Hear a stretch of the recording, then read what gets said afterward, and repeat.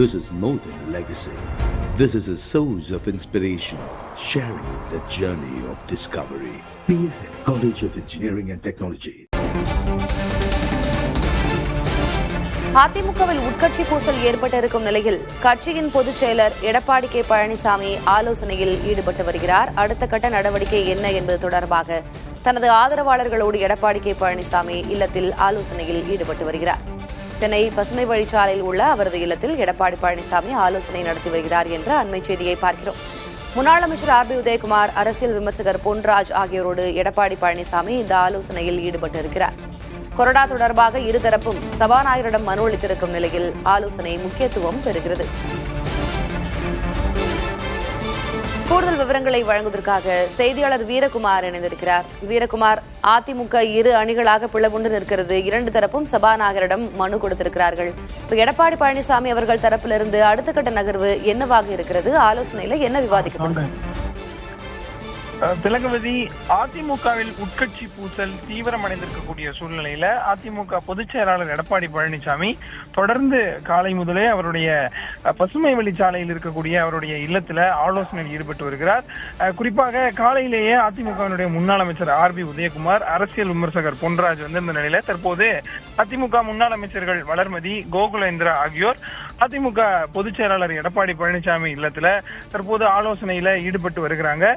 குறிப்பா கொரோனா நியமிப்பது, சட்டமன்ற கட்சி தலைவர் நியமிப்பது உள்ளிட்ட பொறுப்புகள்ல தங்கள் தரப்பை நியமிக்கணும்னு என கூறி சி.வி. சண்முகம் தரப்பிலும் சரி, அதிமுக பொதுச் செயலாளர் எடப்பாடி பழனிசாமி தரப்பிலும் சரி சபாநாயகரை சந்தித்து கடிதம் கொடுத்திருந்த நிலையில தற்போது அதிமுக பொதுச் செயலாளர் எடப்பாடி பழனிசாமி கட்சியினுடைய மூத்த நிர்வாகிகள், முன்னாள் அமைச்சர்கள் உள்ளிட்ட பலரோடு அவருடைய இல்லத்தில் ஆலோசனை செய்து வருகிறார்.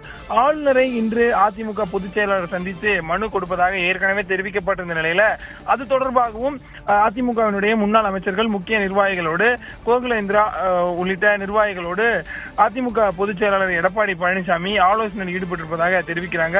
தொடர்ச்சியாக அதிமுகவில் இந்த உட்கட்சி பூசல் தீவிரமடைந்து வரக்கூடிய சூழ்நிலையில அதிமுகல மாவட்ட பொறுப்புகளில் இருந்து சி.வி. சண்முகம் தரப்பு ஆதரவாளர்கள் எல்லாம் விடுவிக்கப்பட்டு அந்த பொறுப்புகளுக்கு பதிலாக புதிய நிர்வாகிகளை அதிமுக பொதுச் செயலாளர் எடப்பாடி பழனிசாமி நியமித்திருந்தார்.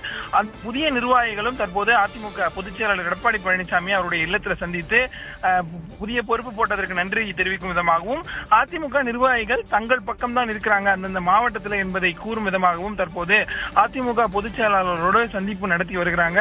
தொடர்ச்சியா தமிழ்நாடு முழுவதிலும் இருந்து புதுக்கோட்டை, விழுப்புரம், அதே போல கொங்கு மண்டலத்தில் இருந்தும் பல்வேறு பகுதிகளில் இருந்து புதிய நிர்வாகிகள் அதிமுக பொதுச் செயலாளரை சந்தித்து வாழ்த்துக்கள் பெறுவதற்காகவும், அதே போல கட்சி நிர்வாகிகள் தங்கள் தரப்பில தான் இருக்காங்க அப்படிங்கறத தெரிவிக்கக்கூடிய வகையிலும் சந்திப்புகளை நடத்தி வராங்க. இதற்கு இடையில சட்ட ரீதியாக என்ன நடவடிக்கை எடுக்கலாம், ஆளுநரை சந்தித்து கொடுக்கக்கூடிய மனுல என்ன மாதிரியான கோரிக்கைகளை வலியுறுத்தலாம், சட்டமன்ற உறுப்பினர்கள் சி.வி. சண்முகம் தரப்புக்கு ஆதரவாக இருக்கக்கூடிய அந்த 25 சட்டமன்ற உறுப்பினர்களை என்ன மாதிரியான நடவடிக்கைகளை எடுத்து சட்ட ரீதியாக எதிர்கொள்ளலாம் என்பது குறித்தெல்லாம் மூத்த நிர்வாகிகள், முன்னாள் அமைச்சர்களோடு எடப்பாடி பழனிசாமி ஆலோசனையில் ஈடுபட்டிருப்பதாகவும் தெரிவிக்கிறாங்க. இன்று இரவு வரை தமிழக ஆளுநர் ராஜேந்திர அர்லேகர் சென்னையில் இருப்பார். இன்று இரவு மீண்டும் கேரளா புறப்பட்டு செல்லக்கூடிய நிலையில இன்றே ஆளுநரை சந்தித்து அதிமுக பொதுச் செயலாளர் புகார் கொடுக்கலாமா அல்லது என்ன மாதிரியான நடவடிக்கைகளை சி.வி. சண்முகம் தரப்பு சட்டமன்ற உறுப்பினர்கள் மீது எடுக்கலாம் என்பது குறித்து எடப்பாடி பழனிசாமி ஆலோசனையில் ஈடுபட்டு வருவதாக தெரிவிக்கிறார்கள்.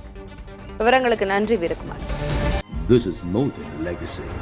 This is a source of inspiration, sharing the journey of discovery. PSN College of Engineering and Technology.